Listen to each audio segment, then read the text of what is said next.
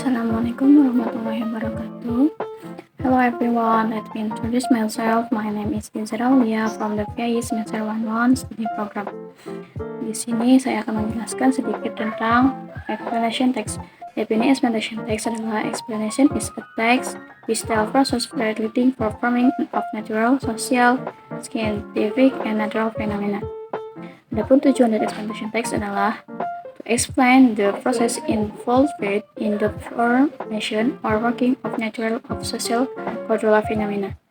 Tujuan komunikatif dari explanation text adalah untuk menerangkan proses-proses yang terjadi dalam pembentukan sesuatu yang terkait dengan fenomena-fenomena alam, sosial, ilmu pengetahuan, budaya, dan lainnya yang bertujuan menjelaskan bagaimana atau mengapa hal tersebut bisa terjadi. Nah, selanjutnya adalah general structure. Explanation text, general statement, tentang penjelasan umum tentang fenomena yang akan dibahas. Bisa berupa pengenalan fenomena tersebut atau penjelasannya. Yang kedua, question of explanation, berisi tentang penjelasan proses mengapa fenomena tersebut bisa terjadi atau tercipta. Yang ketiga, sequence of explanation, berupa penjelasan dari pertanyaan why dan how. Penulis ketika membuat sebuah explanation text dalam sequence of explanation text bisa terdiri lebih dari satu paragraf. Yang terakhir adalah closing.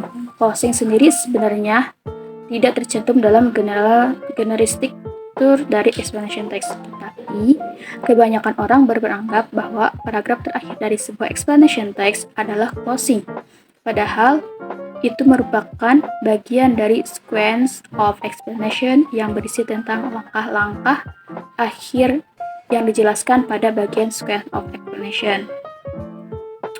Adapun contoh dari explanation text adalah saya di sini mengambil contoh tentang global warming. Apa sih sebenarnya global warming itu? Global warming is an how global warming which is happening right now as a fabric national condition and smell. Jadi global warming itu seperti yang kita ketahui, pemanasan global yang terjadi saat ini sangat berdampak pada kondisi alam, hewan, dan pada kita manusia. Nah, global warming dapat sangat serius pada kehidupan itu terjadi. Untuk mengetahui proses bagaimana fenomena terjadi, proses tersebut dimulai ketika cahaya matahari yang menyinari bumi, di mana sebagian panas diserap oleh bumi dan sebagian lagi dikembalikan ke angkasa atau atmosfer. Sinar matahari yang dikembalikan ke angkasa terperangkap oleh gas-gas yang ada di atmosfer seperti gas karbon dioksida, sulfur dioksida, metana, uap air, dan lain sebagainya. Peristiwa ini dikenal dengan istilah efek rumah kaca. Radiasi sinar matahari di atmosfer bumi menyebabkan lapisan ozon makin menipis, dan ini membuat sinar matahari yang menyinari bumi makin panas. Efek rumah kaca juga menyebabkan sinar matahari yang kembali ke angkasa dipantulkan kembali ke bumi. Hal ini yang menyebabkan bumi makin lama makin panas. Kondisi inilah yang dikenal dengan istilah global warming. Mungkin hanya itu yang bisa saya sampaikan. Thank you for watching.